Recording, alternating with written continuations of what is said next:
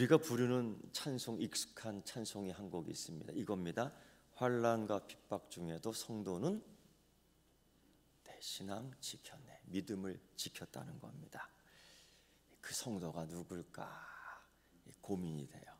그 찬양을 작곡한 그분, 아마 1순위로는 그렇게 될 것 같고, 그 다음에 누굴까 생각했는데 다름 아닌 나더라고요.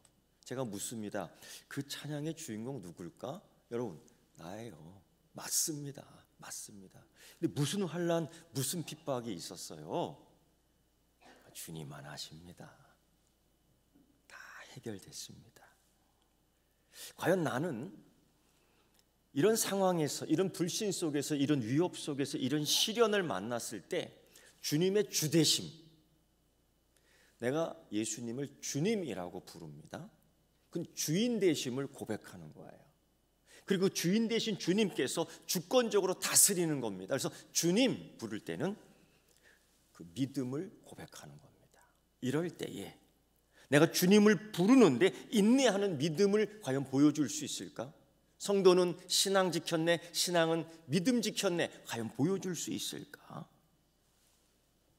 예, 그럴 수 있습니다. 믿습니까? 아멘 크게 하셔요. 그럴 수 있습니까? 그럴 수 있습니다. 예, 겁먹지 마세요. 이길 수 있습니다. 야고보 사도의 편지를 받은 신자들을 보면 가난하고 착취당하는, 하루 먹고 살기 힘든 분들이 참 많았습니다. 그리스도인 중 일부는 이 세상의 제도권에 살면서 결코 정의를 발견하지 못하고 자기의 문제를 해결하지 못하고 죽은 사람들도 꽤 있었습니다. 그들은 계속해서 힘겨운 나날을, 힘겨운 생활을 살 수밖에 없었습니다. 그리고 믿음으로 인내해야 했습니다. 인내하는 믿음. 하지만 그러한 그리스도인들 가운데에서 고난 앞에서 인내를 상실하는 사람도 있었습니다. 그때 그들은 하나님 앞에서 자기가 갖고 있는 혐오감을 표출해 버렸습니다. 마치 하나님께서는 내가 알고 지은 죄, 모르고 지은 죄를 다 들춰내면서 벌 주는 것을 기뻐하시는 하나님인가? 왜 내게만 이러한 시련이 있고 왜 내게만 이러한 환난이 있는 것일까? 왜 나를 괴롭히는 하나님일까? 혹시 하나님은 사람 잡아먹는 도깨비 같은 건 아닐까? 이러한 하나님에 대한 잘못된 개념이 자꾸 내 머리에 쌓이기 시작합니다. 그리고 난 후 이 시험 때문에 부적절한 행동을 취하게 되죠. 이게 탐욕으로 발전돼요. 부적절한 행동.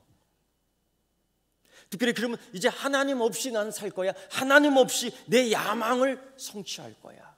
여러분, 우리가 계획을 갖는 것, 우리가 계획하는 것, 그게 무엇 악하겠습니까? 무엇이 나쁘겠습니까? 문제는 하나님 없이 내 자신의 야망을 성취하게 하는 것, 이게 여러분 거만한 욕심입니다. 이것들을 성취하기 위해서 분노를 조장하고 과격한 수단을 내세우고 세속적인 방법을 택해서 폭동을 일으키고, 이러한 것들이 유혹, 욕심, 시험 가운데 있는 것들이에요. 이런 죄된 행동들이 우연하게 시작될 수가 있습니다. 우연한 생각들이 들 수 있습니다. 근데 이게 하나 둘 겹치면서 곱씹으면서 큰 범죄로 이어지고 있는 거죠. 야고보는 이 위기를 이야기하고 있는 겁니다. 사실 살다 보면 우리가 이 세상에서 그리스도인으로 살 때의 시련과 환난과 그런 것들이 없는 적이 어디 있었습니까? 그런 가운데 그리스도인으로 살기 위해서 하나님 말씀 가르쳐 주신 대로, 들은 대로, 본 대로, 만진 대로, 경험한 대로 우리가 실천하는 것, 그리스도인답게 사는 것, 이건 일종의 숙제와 같은 겁니다. 그래서 우리는 숙제를 다 갖고 있는 거예요. 시련과 싸워 이겨야 되는 숙제, 환난을 극복해야 될 숙제, 이거를 그리스도인의 사명이요, 그리스도인의 책임과 의무라는 것입니다. 야고보는 이런 시험과 유혹 앞에서 우리에게 선택권을 제시합니다. 이렇게 말입니다. 사람이 시험을 참는 자는 시험을 참는 걸 선택하느냐, 시험에 굴복하는 걸 선택하느냐. 똑같은 환경 속에서 똑같은 말씀을 듣고 똑같은 말씀을 만지고 똑같은 말씀의 경험이 있는데 한 사람은 오른쪽을 택하고 한 사람은 왼쪽을 택하는 거예요. 야고보는 시험을 참는 자는, 시험을 참는 걸 선택한 자는 이런 선택을 이야기합니다. 왜 그랬을까? 결과는 어떨까? 시험은 누구에게나 옵니다. 환난은 누구에게나 옵니다. 유혹도 누구에게나 옵니다. 탐욕, 욕심 다 갖고 있습니다. 그런데 그런 것이 나에게 오고 나에게 찾아오는 거예요. 이럴 때 우리는 어떻게 선택해야 되는가? 첫째, 그것은 나를 인내와 성숙으로 이끈다. 두려워하지 않는 거예요. 두 번째, 그것은 나를 장성한 분량까지 크게 한다. 나 이걸 통해서 성장할 수 있어, 잘할 수 있어, 성숙할 수 있어, 온전할 수 있어. 이 믿음에 확신이 있는 거예요. 그 두려워 뒤로 물러가지 않는 겁니다. 세 번째요, 나는 앞으로 이제 딱딱한 것도 먹을 수 있어. 뭐든지 할 수 있어. 내 안에 성령께서 내게 능력을 주심으로 나는 다 할 수 있어. 이런 능력이 생기는 겁니다. 이렇게 선택하는가? 아니면 또 다르게 선택하는 사람들이 있습니다. 우리는 시험, 유혹, 미혹에 빠졌을 때 즉각 비난한 대상을 찾지요. 그게 1순위가 하나님입니다. 우리 이렇게 할 적이 있었죠. 하나님 왜 내게만 이러한 환난을 주십니까? 하나님 왜 나는 이런 고난을 겪어야 합니까? 나는 왜 이렇게 살아야만 합니까? 이게 1순위예요. 이게 누구에든지 올 수 있는 시험입니다. 두 번째, 비난의 대상을 사람에게 자꾸 전가시켜요. 다 당신 때문이야. 다 너 때문이야. 아담이 시험에 걸렸을 때 이렇게 얘기해요. 하나님께서 내게 데려온 여자가, 이게 말이 돼요? 언제는 내게 살 중에 살이요 뼈 중에 뼈라고 했던 마음이 확 변질돼 갖고 하나님 당신이 내게 들어온 여자가 이 일을 저질렀습니다. 이런 거예요. 여러분, 그걸 택하겠느냐? 여러분, 하나님이 정말 아담을 넘어뜨리기 위해서, 아담 시험에 걸려 망하게 하기 위해서 하와 여자를 보냈습니까? 이건 하나님을 심히 왜곡하는 거예요. 이게 우리 믿음이 아닙니다. 하나님이 그 백성을 시험하고 넘어지도록 인도했습니까? 하나님 그 백성을 광야에 죽이려고 지금까지 40년을 이끌었습니까? 아니거든요. 근데 이걸 택하는 사람도 있어요. 민수기 10장의 말씀을 보면 드디어 이스라엘 군대가 하나님의 자녀 백성입니다. 이들이 큰 나팔 소리를 듣고 둘째 해, 애굽에서 나온 2년째 되는 둘째 날, 둘째 달 20해 날짜가 정확하게 나옵니다. 출발합니다. 그런데 어떤 일이 벌어지느냐?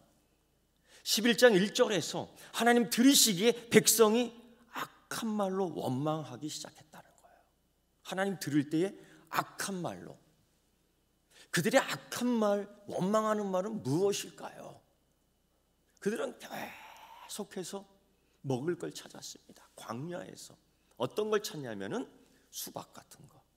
시원하죠. 시원하죠. 그들은 광야에서 자꾸 부추를 찾습니다. 그게 뭘 의미하는지 아시지요? 정욕입니다. 여러분, 광야에서 꼭 그 짓을 해야 되겠습니까? 광야에서 그런 거 먹고 싶다고 꼭 타령해야 되겠습니까? 그거 아니지 않습니까? 주시는 거 감사하게 먹어야죠. 만나를 내려주시지 않습니까? 어디서 그런 거 먹어보겠어요? 어디서 그런 거 먹어보겠어요? 자기가 농사를 짓지도 않고 자기가 씨를 뿌리지도 않고 아침에 나가면 변함없이 늘 일정하게 내리시는 하나님의 은혜를 맛보아 아는데 여러분 감사해야 되는 거 아닙니까? 맞지요? 그런데 그들은 원망하고 불평하기 시작했어요. 악한 말로 이게 뭐야 지겹게. 이게 사람의 마음이에요. 하나님은 은혜를 주셨는데 꾀를 내. 심히 그 마음보다 변질된 게 부패한 게 이 세상은 없어요. 참 이상해. 그렇게 시작했던 그들이 11장 4절에서는 그들 중에 섞여 있는 다른 인종들이 탐욕을 품었다. 이 탐욕이 뭘까? 그런 것들이에요. 정욕들이에요. 그 시간에 그런 것 하면 안 되죠. 그 장소에서 그런 거 먹고 싶다고 앙탈 부리는 거 아니지요. 그런데 이스라엘 자손도 그걸 선택하고 그걸 따라해요. 그래서 여러분, 이 탐욕의 전염성과 전달성이라는 건 대단합니다. 사람들이 우하고 거기로 따라가요. 이게 대중의 심리적 죄라는 거예요. 옳고 그름 따지지 않고 다 하니까 쑥 밀려가. 구경하는 겁니다. 쑥 밀려가서 다리 하나 쓱 걸쳐놓는 겁니다. 이런 죄, 이런 욕심, 이런 탐욕. 12장 1절에서는 모세가 구스 여자를 아내로 맞이합니다. 이걸 미리암과 아론이 신랄하게 비난해요. 철저히 개인적인 일입니다. 그 당시 이 환경, 그 당시 이 결혼 제도에 있어서 전혀 문제시할 것도 없는 겁니다. 그런데 왜 그들이 신랄하게 비판을 하느냐? 환경이 이미 다 그렇게 오염됐던 거예요. 백성으로부터 지도자까지 이 환경을 탐욕은 다 오염시켰습니다. 미리암과 아론이 신랄하게 비판했던 그 이유 가운데 하나는 나도 지도자라는 거지. 그때 하나님이 그래요. 모세의 온유함을 비교시키지 않습니까? 그들의 탐욕 가운데에 하나님이 직접 나서요. 또 하나 있습니다. 13장에 이스라엘 군대가 가나안 땅을 정탐합니다.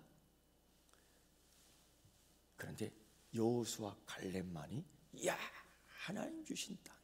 정말 적과 꿀이 흐르는 땅이야. 정말 기름진 땅이야. 가자. 근데 나머지 10명은 원망하기 시작합니다. 우린 다 죽었다. 하나님이 이 사람들을 죽이기 위해서 그 땅으로 인도한 겁니까? 지금까지 40년 고생 하나님이 그들을 이 광야에서 무덤 만들려고 이끄신 겁니까?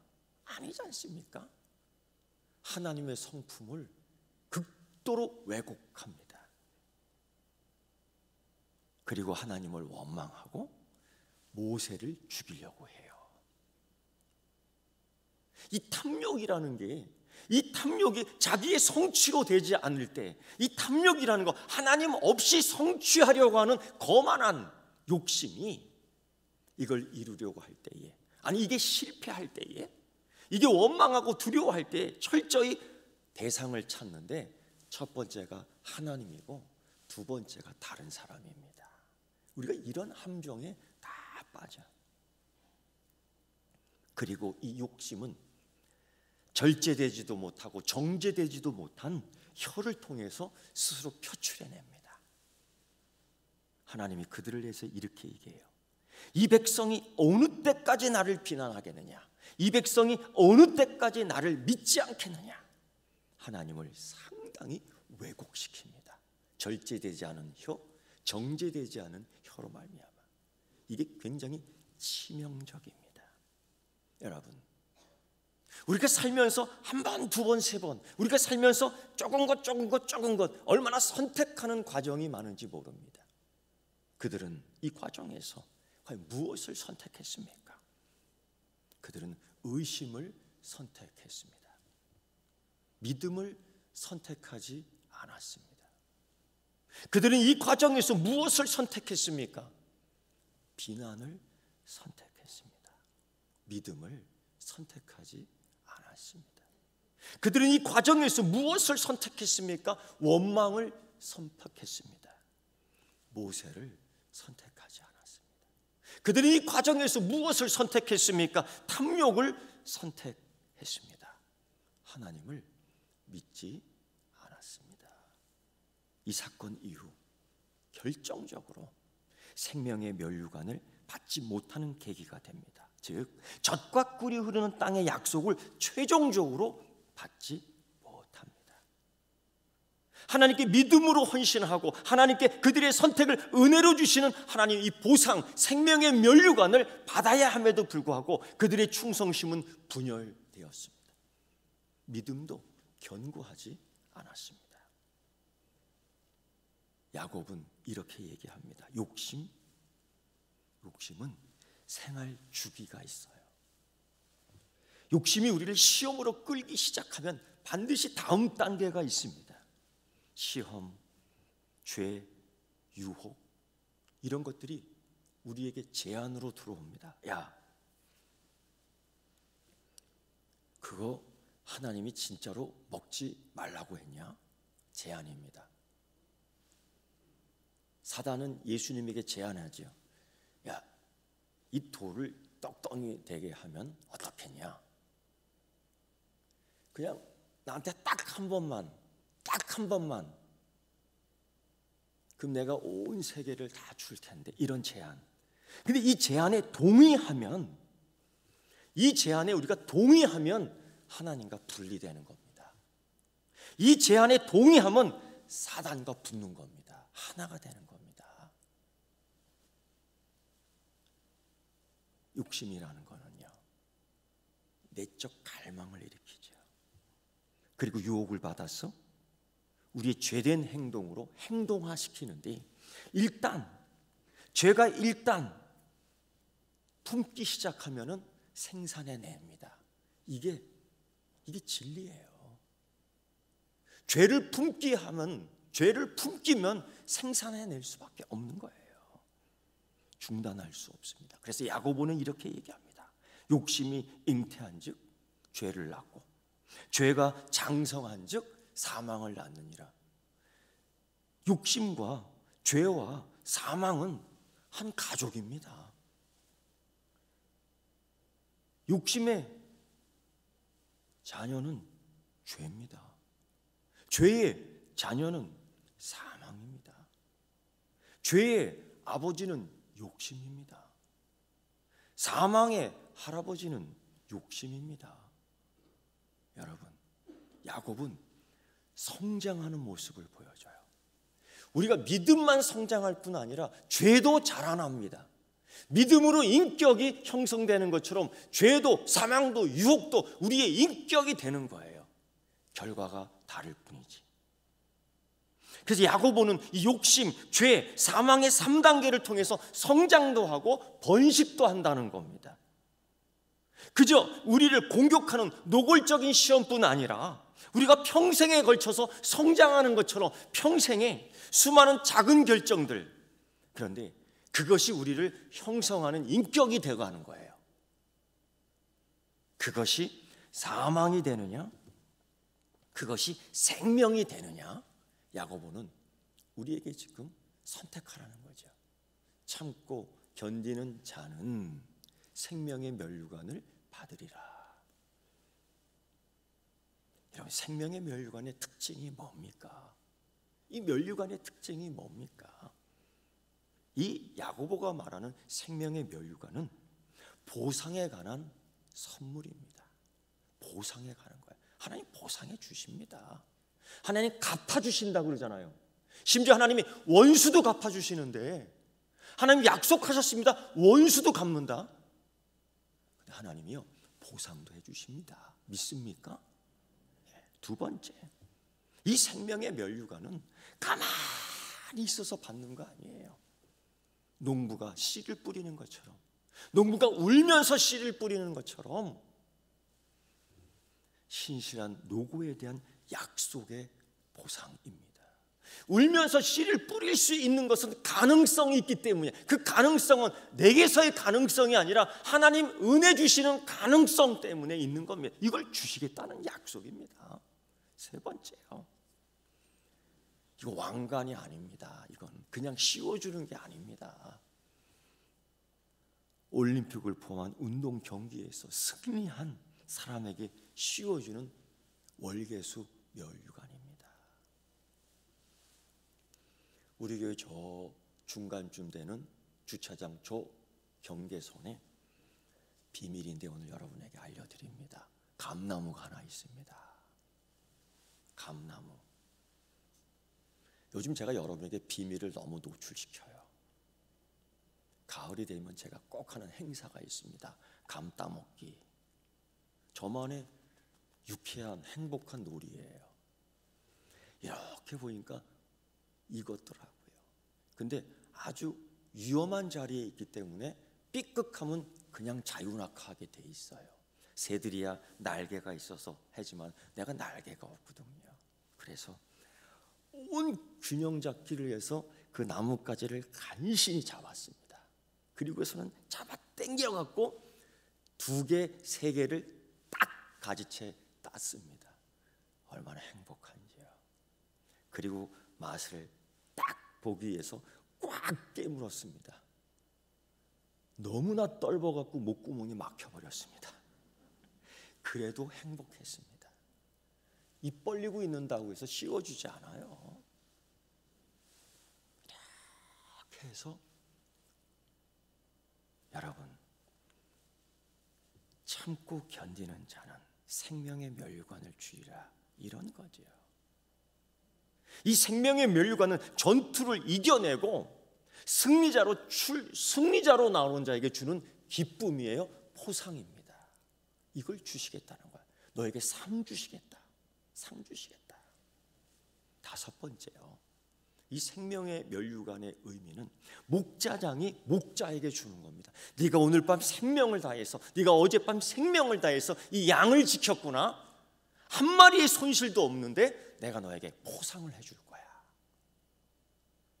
네가 환난과 핍박 중에서도 믿음의 자리를 잘 지켰구나. 네가 피곤하지만 이 기도의 자리, 네가 바쁘지만 예배의 자리, 그 시간이 네 것이 아니라 내 것임을 알고 시간까지 바치는 너의 인생, 내가 너에게 보상할 거야. 1시간이 10시간 되도록, 네가 궁핍감 가운데서도, 네가 어려운 가운데서도 너는 하나님께 감사의 손을 내미는 걸 잊지 않았구나. 네 강주리에 후이 넘쳐 흐르도록 주실 거야. 풍성하게 줄 거야. 이게 생명의 면류관입니다. 어떤 사람은 이걸 꼭 종말 때 주는 은혜다라고 얘기하는데 그거 맞아요. 근데 우리가 현실적 지금 받는 면류관도 있음을 잊어서는 안 됩니다. 민수기에 이 백성들이 택했던 것, 그들이 이렇게 말합니다. 하나님이 우리를 이곳까지 인도했다. 맞습니다. 맞아요. 근데 그 다음 하나님께서 우리를 죽이려고 이곳까지 오게 했다. 틀립니다. 하나님은 이곳까지 나를 오게 했어. 그리고 나는 이만큼 성장했어.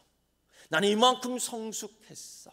나는 이만큼 딱딱한 음식을 먹을 수 있어. 나는 무엇이든지 이제는 섭취할 수 있어. 나는 건강해졌어. 나는 확실해졌어. 나는 하나님이 주신 은혜를 경험했어. 나는 승리할 수 있어. 나는 이길 수 있어.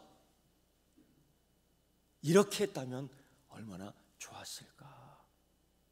이런 상황에서 야고보는 1장 16절에서 이렇게 얘기합니다. 내 사랑하는 형제들아, 내 사랑하는 그리스도인들아, 속지 말라. 우왕좌왕하지 말라. 헤매지 말라. 목자 없는 양처럼 이리 갔다 저리 갔다 하지 말아라. 이 말씀이에요. 이게 왜 이런 말씀하셨을까? 하나님에 대한 오해를 되게 많이 해요. 하나님이 시험했기 때문이야.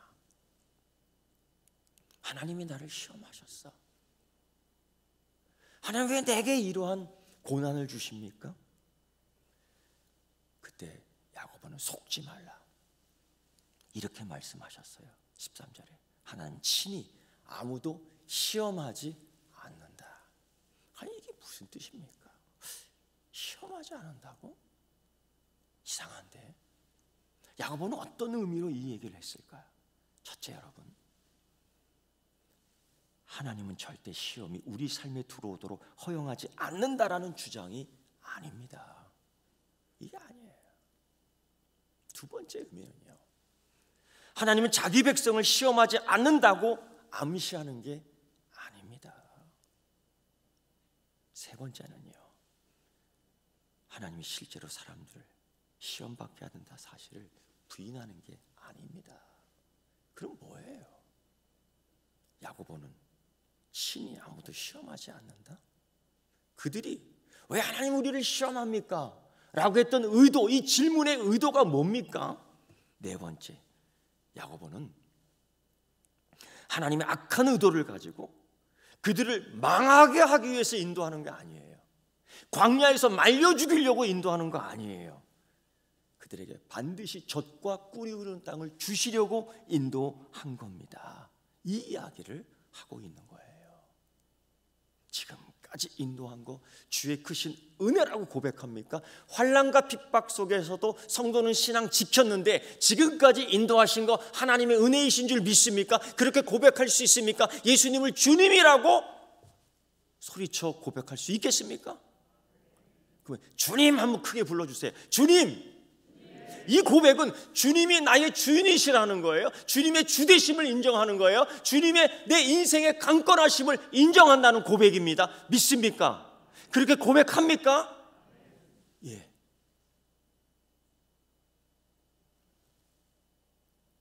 이런 사람도 있어요. 마귀가 나를 이렇게 만들었어요. 마귀가 나를 이렇게 만들었어요. 여러분, 이거 알아야 돼요. 사단이요, 우리를 뭐 이렇게 하도록 유혹은 하더라도요, 그렇게 만들지는 않습니다. 자꾸 하나님을 부인하도록 시험은 하더라도 강하게 협박해서 부인하지는 않습니다.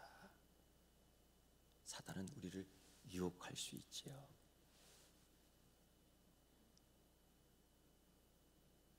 그래서 넘어간 사람들이 있지요. 하와도 넘어가고 다윗도 넘어가고 솔로몬도 넘어가고 다 넘어가요. 그만큼 위협적인 겁니다. 그런데 여러분, 그걸 하나 알고 있어야 될 것 같아요. 예를 들면은, 그렇다면은 왜 하나님 이렇게 내버려 두십니까? 하나님, 왜 에덴 동산에 선악과 나무가 있어요? 왜 에덴 동산에 생명나무를 두셨어요?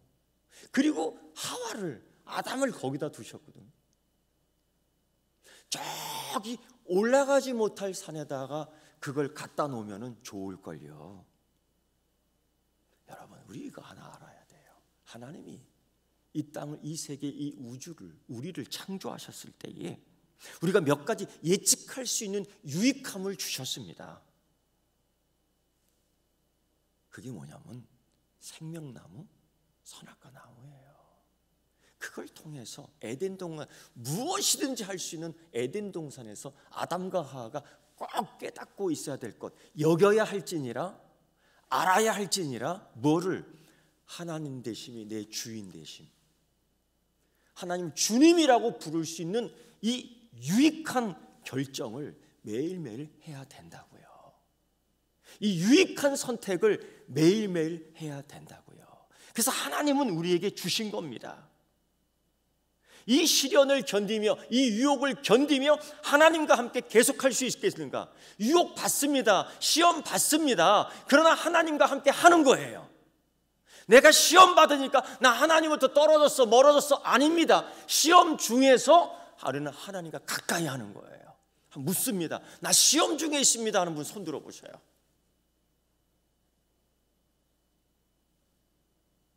손 들어보라니까 또 이렇게 들으시네. 그러지 말고, 여러분, 알게 모르게 다 시험이 있는 거예요. 시험 들었다고 부끄러워하지 말자.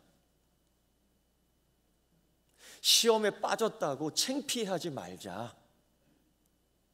시험은 다 온 거예요. 그런데 이 시험 때 잊지 말자, 여겨야 된다, 생각해야 된다. 오늘 야고보는 또다시 속지 말라. 내가 하나님께 떨어져 있는 게 아니에요. 그때도 하나님이 임마누엘 되시는 겁니다. 내가 어려울 때도 임마누엘이에요. 내가 기쁠 때도 임마누엘이에요. 내가 쓰러질 때도 임마누엘이에요. 내가 이 세상 시간 다 하고 떠날 때도 임마누엘인 줄 믿습니다. 이 믿음. 그럼 우리 이런 생각을 해요. 그럼 하나님, 이런 환난과 핍박 가운데서 나 지금 뭘 주시는 겁니다. 주시는 겁니까? 시험도 주시는 분이 아닌데 그럼 나 뭐 주시는 겁니까? 하나님, 이 환난과 핍박에서 이렇게 어렵게 사는데 하나님, 이 책임이 나에게만 있는 겁니까? 우리 이런 질문을 할 수 있습니다. 왜? 라는 이 질문. 우리 기독교가 우리 하나님과 나와의 관계 속에서 정말 멋있는 질문 하나 있습니다. 하나님은 우리에게 이런 질문 안 하셔요. 근데 우리는, 나는, 너는 항상 하나님한테 이런 질문을 하죠. 왜? 왜입니까, 하나님? 이걸 하나님이 다 받아주셔요. 그래서 야고보는 이렇게 얘기합니다. 속지 말라. 속지 말라. 왜? 대신에 하나님은 이걸 주신다. 뭘 주신다? 구하라 그랬거든요. 그래서 전에 1절 이하에서는 지혜를 주신다. 오늘 이렇게 얘기합니다. 17절 말씀 속에 하나님은 온갖 좋은 은사와 온전한 선물을 주신다. 왜? 너희는 하나님 진리의 말씀으로 첫 열매가 되게 하기 위해서. 이게 우리 존재의 이유입니다. 우리 생태의 의미가 여기에 있는 겁니다. 욕심은 죄를 낳고 죄는 사망을 낳습니다. 한 가족입니다. 하나님은 진리의 말씀으로 우리를 첫 열매로 낳습니다. 이게 가족입니다. 하나님 내 아버지라고 부르는 이유. 그래서 예수 그리스도께서 이렇게 비유 말씀 이미 하셨습니다. 그 아버지께서 그 자녀에게 더 좋은 걸 주시지 않겠느냐? 성령을 구하는 자에게 더 풍성하게 흔들어 넘치도록 주시지 않겠느냐? 성령은 돈보다 가치 있습니다. 성령은 권력보다 가치 있습니다. 성령은 건강보다 가치 있습니다. 성령은 오락보다 가치 있습니다. 이걸 주시겠다는 하나님의 약속, 더 좋은 것, 온갖 좋은 것, 온전한 선물 주시겠다고 약속한 거예요. 욕심, 죄, 사망이 한 가족인 것처럼 하나님 진리의 말씀 첫 열매 가족이에요. 그래서 하나님을 우리 아버지라고 부를 수 있는 가족 관계가 형성된 거예요. 여러분, 아버지 하나님이 나의 구주이십니다. 이거 대단한 권력입니다. 이거 대단한 특권입니다. 우리 한 영화에서 이런 거 했어요. 선생님이 학생에게 너희 아버지 뭐 하시노? 들어보셨습니까? 그리고 그래서 변변치 않은 아버지면 귀싸대기 한 대 때리는 거예요. 근데 너희 아버지 뭐 하시노? 대통령입니다. 아이고. 너희 아버지 누구시뇨? 아바 아버지 하나님이십니다. 할렐루야.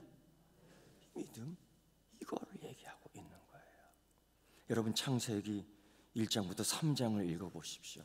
하나님이 창조합니다. 이 세계, 이 우주를 6날 동안 만들면서 하나님 그걸 보시면서 뭐라고 말씀하신지 아세요? 좋다, 참 좋구나. 오늘 여기 오신 성도님을, 하나님의 자녀 첫 열매를 보시고 하나님 이렇게 말씀을, 참 기쁘다, 참 좋다. 하나님이요, 나를 보시고 참 좋다. 하나님 나를 보시고, 하나님 너를 보시고 아유 참 좋다. 하나님 우리를 보시고 그래 참 기쁘고 좋구나. 이 좋다는 의미가 온갖 좋은 은사, 그 사랑하는 자에게 이걸 부어 주시겠다는 약속이에요. 여러분, 우리가 이 땅에서 삽니다. 하나님 주어진 시간 안에서 바람도 불고 태풍도 불고 거친 땅에서 우리가 삽니다. 어떤 사람들이, 구경하는 어떤 사람들이 이렇게 얘기하더라고요. 넌 무슨 재미로 인생을 사느냐? 이건 제가 청년 때 받은 질문이에요. 제가 분명하게 확실하게 말했습니다. 예수 믿고 사는 재미가 있습니다. 그럼 모르죠, 사람들이 그 재미를. 어떤 사람은 마치 우리가 인생에서 실패한 사람처럼 간주합니다. 그렇게까지 살 필요가 있겠냐? 쓸데없이. 자기 인생을 기쁘게 사는 것도 좋은데 그것 하기도, 그거 누리기도 바쁜데 뭘 섬기겠다고, 뭘 봉사를 하겠다고, 이런 얘기 하다 보면은 귀가 자꾸 쫑긋쫑긋해요. 그래서 내가 혹시 잘못 사는 거 아닌가? 내가 이렇게 예수 믿고 사는 거 혹시 잘못 사는 거 아닌가? 내가 이렇게까지 섬기고 봉사하는 거 혹시 잘못 사는 거 아닌가? 이런 유혹과 욕심이 들어옵니다. 그런데 선택하고 결정해야 돼요. 뭐냐? 우리가 예수 그리스도를 위해 참기로, 그분이 주신 삶을 계속 살기로 결정할 때, 자기 십자가 지고 갈 때에 하늘에 준비된 승리의 면류관, 존귀한 면류관, 행복한 면류관을 주시겠다는 약속이 있습니다. 이 약속, 하나님으로부터, 하나님의 손에 있는 풍성한 삶이 내 앞에 기다리고 있다는 거 믿기를 축원합니다. 여러분, 우리가 이 땅에서 나그네로 사는 동안에 방랑자로 살 수밖에 없습니다. 베드로는 그랬어요. 나그네다. 그래서 사도 바울은 이 짊어진 것들, 그거 다 똥이다, 분토다라고 했습니다. 예수님도 수고하고 무거운 짐 다 내려놓으라고 했습니다. 방랑자이니까, 살다 보니까 걷는 길 위에 두려운 곳 있더라고요. 살다 보니까 내 뜻대로 안 될 때 난처한 상황도 있더라고요. 속상하더라고요. 그런데 야고보가 말한 것처럼 우리가 하나님의 태생이다, 잊지 말아야 될 것 같아요. 잊지 맙시다. 내가 하나님의 태생이라면 하나님 약속하셨습니다. 이렇게 약속하셨습니다. 우리를 하나님의 사랑에서 끊을 수 없다. 우리가 하나님의 사랑으로 넉넉히 이긴다. 우리는 약속의 성령으로 인치심을 받았다.